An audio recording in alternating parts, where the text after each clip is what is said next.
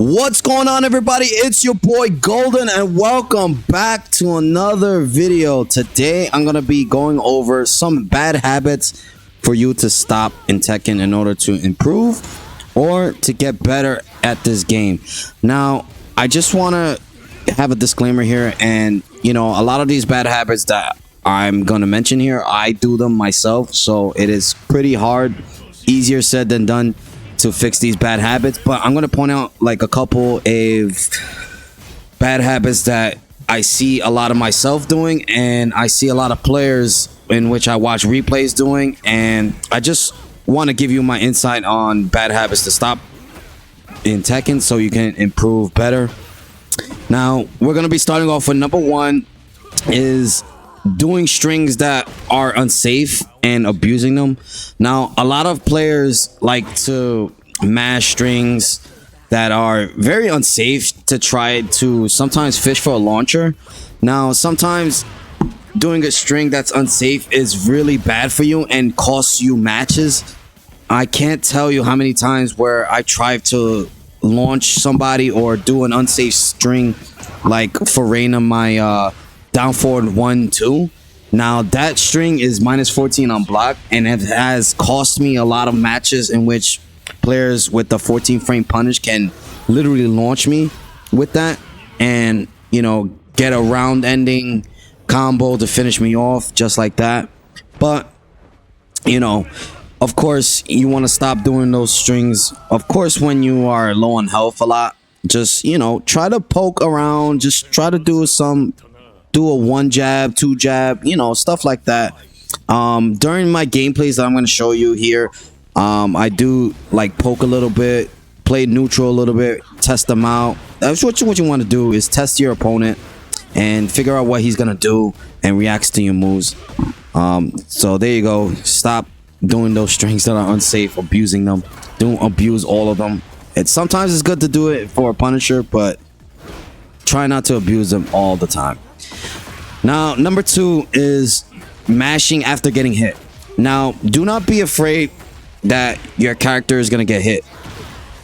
Oftentimes where a lot of strings you get hit with the low, you can continue blocking after it and you can still block and punish. Now a lot of times I've said in my drill videos where the opponent hits me on the low, but I stop blocking because I'm trying to mash out of getting hit.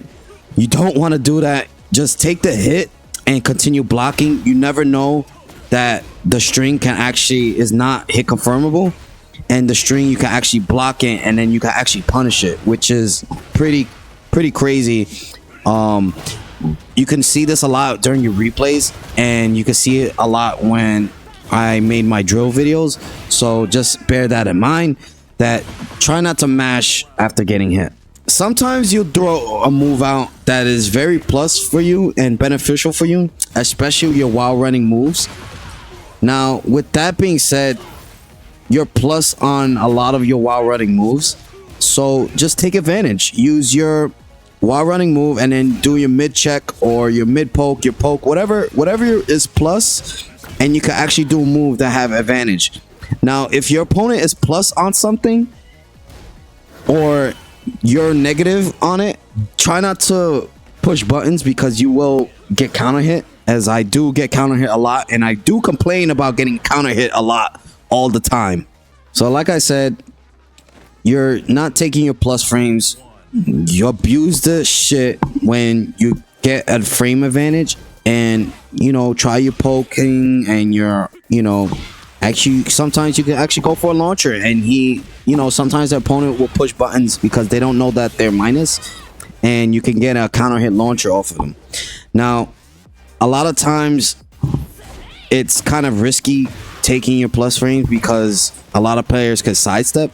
However, if the opponent is minus on something and you're plus, you're very plus on it, they literally cannot do anything but block at that point.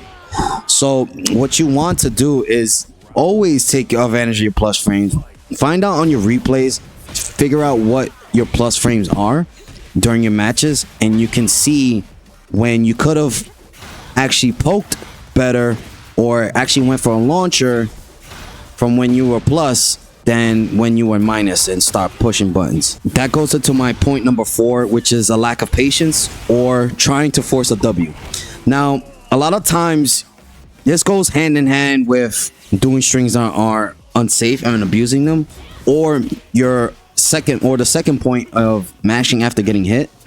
Now, sometimes you're just so frustrated, and I do this myself a lot especially when I'm facing a king player, is when they're throwing a lot and you're like getting caught with thrones, and that one giant swing causes you 70% damage, and it's annoying and it's frustrating. But I see that, and I'm literally trying to rush the win to try to get him to abuse my frames, to try to put pressure on him for throwing me 24/7. But sometimes it's not beneficial for me because I get counter hit thrown when I'm playing the king player, and literally I'm trying to force the match, and it costs me the match. Like I said, with no lack of patience, you are abusing your unsafe strings, and a good player will actually catch you with your unsafe string and punish you for it, and then it will literally cost you the match, like I said before. Now, also stop trying to force a W. Now you're rushing in, he keeps backing up, and it's frustrating. I know and you're trying to get in there, you're trying to put the pressure on him, you're trying to close the gap. I know it's annoying, but you gotta let him do that. You gotta let him come to you sometimes. Now, try not to force trying to go after him, try to slowly sometimes close the gap a little bit, and he's gonna backdash, and he's gonna wind up power crushing you, and then you're gonna keep getting frustrated, and that's the point, is to call turtling pretty much. So he's backing up and then power crushes you. It's your lack of patience. That's what it is. So bear that in mind. Your lack of patience may cost you matches, and of course, when you're trying to force a W, you may want to rage art randomly to force the win, but sometimes you will lose the round or you lose the match, and that's not good. Now to my next point, number 5. Well, I don't know which. Now to my next point. Speaking of armor moves, spamming the armor move. Now, a lot of times you're backing up, or you're getting pressured, and you want to fucking power crush through all the pressure. Now, sometimes it works, sometimes it doesn't. Now, for characters like Hwoarang, the only reason why I don't recommend power crushing against Hwoarang sometimes is because amount of times you're in that Hwoarang blender, in which he's blending you with the lows, the highs, the mids, and continuous, and he's throwing mids, throwing lows, and you try to power crush there, and he gets you with the low and cancels your power crush. Now that sucks because you will get counter hit, and sometimes you will get counter hit launched. Now, having poor timing with your armor move spam is also another factor in which you will lose a match. So, say you're spamming the armor move. A lot of armor moves are minus, or minus 12, minus 13. Actually, sometimes they're minus 14. There are only a select few power crushes that are safe, but they could be ducked. So, a good player could bait that out and duck and launch you for that. So, armor move spam is not good. Stop spamming that a lot. If you want to play defense, try to low parry. Try to, if you have a parry, do that. I would recommend you do that. Just be patient. It goes hand in hand with your lack of patience and trying to force a W. Just be patient. If you're getting hit, fuck it, you're getting hit. And he out pressures you, but you're playing defense, that's good. As long as you're playing defense, you're breaking throws, you're doing all that, work on your defense, you will be fine. Now, my last point here is whiffing for no reason. Now, you're throwing out launch moves randomly out in the open when you're not even near the freaking character. Try not to fucking whiff for no reason.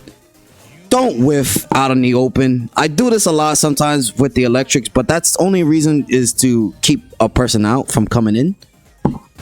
Like I said, stop whiffing for no reason, trying to go for launches out in the open or throwing out moves out in the open, because sometimes a good player will catch your whiff and he will literally destroy you.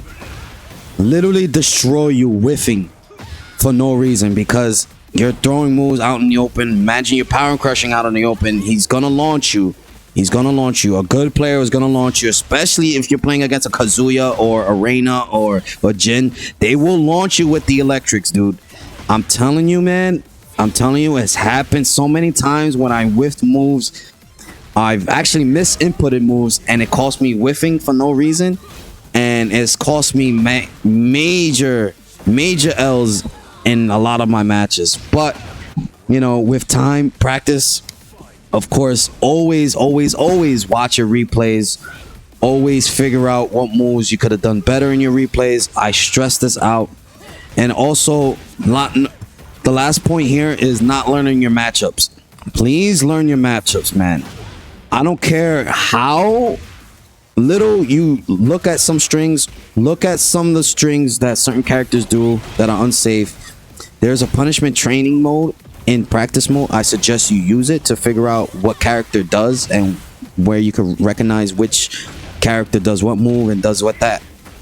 And also look at my drill guides. My drill guides are literally a beginner step into learning some of these characters' matchups. You know, so please learn your matchups. It will greatly impact your improvement in Tekken. It will greatly improve your Tekken knowledge and your fundamentals and everything. And you know, you will, I promise you, you will get better in ranked. I promise you, you'll rank up faster. But with that being said, thank you guys for watching. As always, to like, share, subscribe, all that good shit. And I'll see you guys next time. These are my habits on what you need to stop doing in Tekken to get better. So, as always, stay golden. And I'm out of here. Thank you guys for watching.